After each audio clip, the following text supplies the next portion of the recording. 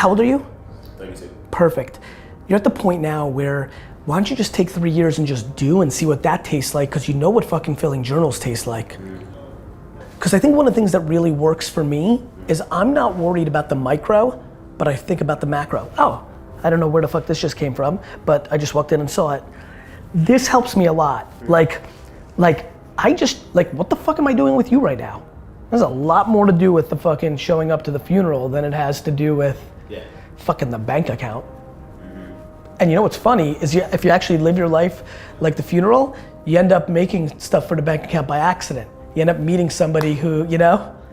Like, it's so crazy when I think about like how I invested in Twitter and made all that money. It was more about giving a shit about my funeral, like doing the right thing by a bunch of people, which, you know, led to going to South by Southwest, which led to me meeting the Twitter guys, which meant, you know, like it's just.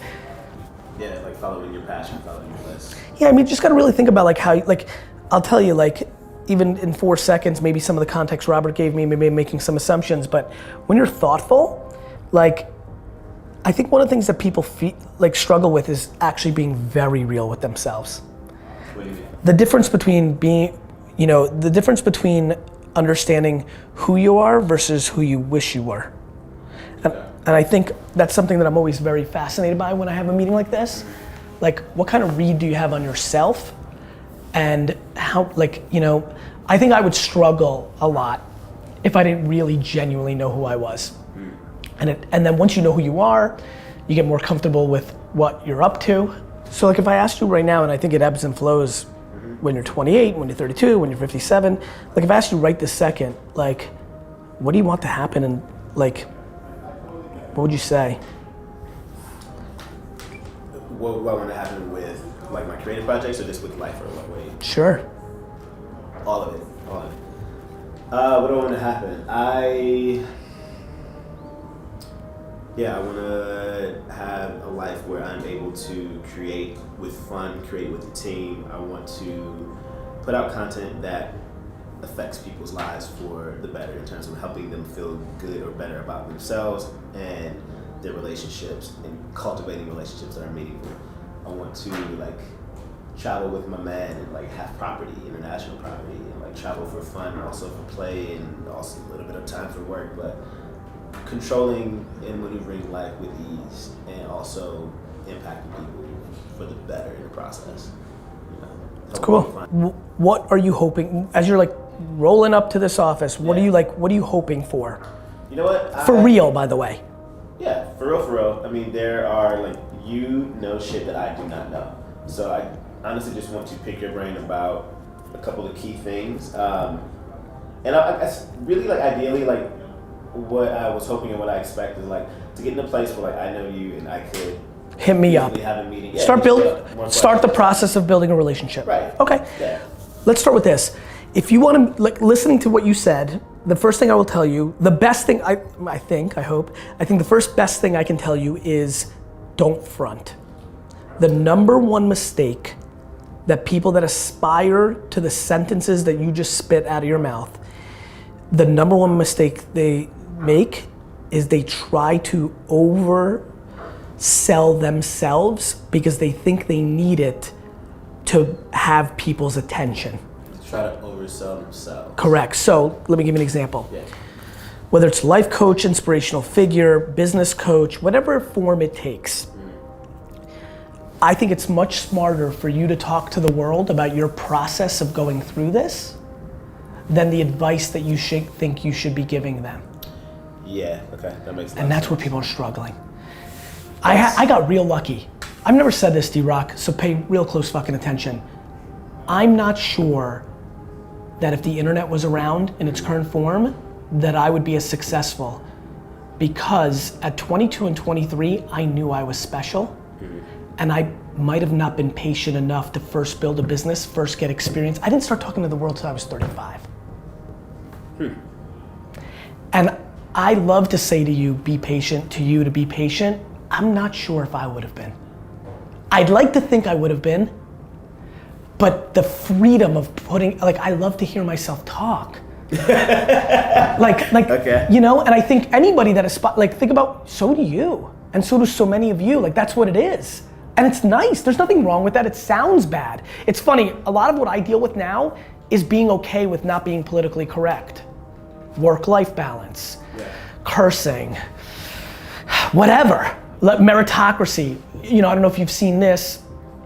Did you see that I was on The Breakfast Club? Mm-hmm. So I don't know if you watched that interview or some of the content that I've been building on. I'm on a hot no excuses kick. I have a lot of female entrepreneurs. I have a lot of fans that are African Americans. I spent a lot of time in that community in my college years. I just think I'm giving the best advice to women and minorities in business today, which is tough. And it's crazy, like you have to understand, in my body right now, it doesn't feel great. It feels a lot better going somewhere else. The problem is, it's the truth. Like the market just doesn't care. And what's cool is when you actually say, fuck it, then you start betting on your strengths. Do you know I was a businessman in a world where going to smart colleges was the only thing that mattered for businessmen? You were only a good businessman if you went to Harvard Business School.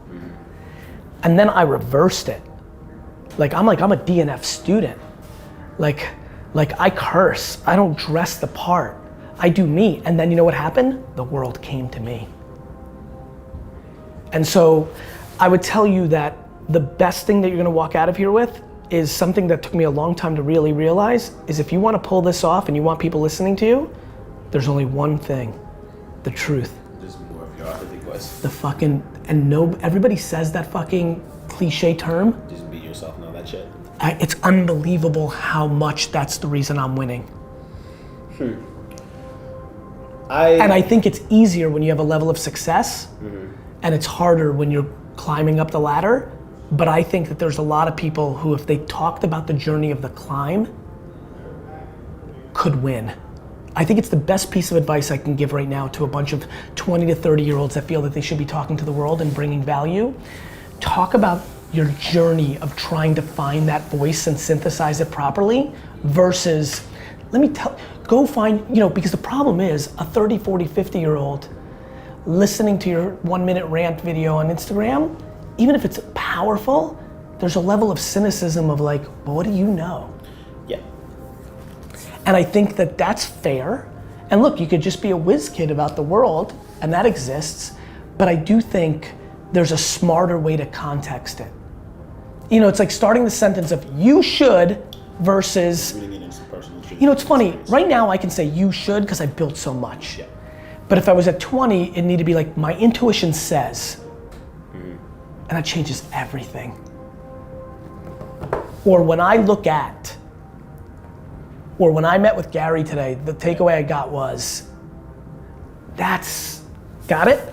Yeah. What your perspective is on cultivating relationships with people who not only believe in your ideas, but can actually help fund or will point you to funds. Because right now, all of my friends are broke and trying to create some shit. It's like, I can't borrow from your negative bank account. So like, how do you get into a position where you are around people who are influencers or who also will donate or whatever the case may be? The market will give you money. The market will give you money, whether it's Kickstarter. I'll give you money. You just have to give somebody what you want it against.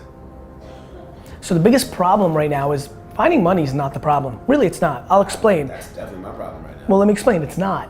It's how you're looking at the world. Okay. There's things like AngelList and Kickstarter. Do you know how much harder it was for your mother to get money? Oh yeah. Yeah, I remember that shit. Do you know how hard somebody would slap you? Do you know that the 1973 version of you, if he was sitting here, would punch you in your fucking mouth? Because money is the last thing you have to worry about. AngelList, Kickstarter, the world can give it to you. You start a Kickstarter. Can. You know why most of them fail? Because most shit is whack. Because most stuff isn't good. Because most people don't give a fuck. You can go to AngelList and hit up all the angel investors. The real question is, before you go there, is I think most people say, everybody says to me, Gary, I can't find money. And then I go, cool, I'll give you money. What do you got? And then they don't know. So tell me, what am I buying? Your brand? What, in perpetuity? Got it? We're living through a really interesting time in the world right now where people don't where art and science and business are colliding, and they're all very different. I understand the art that's in your heart, but how are you gonna, see, I got lucky. I had the art and the business. But like, okay, what am I buying?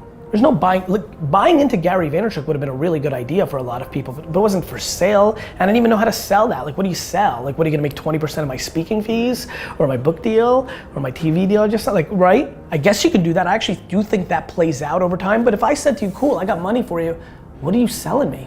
Like, what's the business? So what I hear in that is, when you show up with more content, that allows people to see more of what they're investing in, more of the product. What I would say is, what's the container I'm putting my money in? You could have unlimited content. You could have 4,000 episodes of a podcast and the greatest Instagram account I've ever seen and the funniest Snapchat and Instagram stories I've ever seen.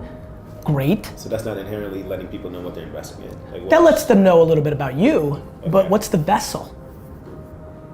Got it? So you're saying. So when I meet Fuck Jerry, or when I meet the Fat Jewish, I know they've got attention on Instagram 3 years ago that really matters.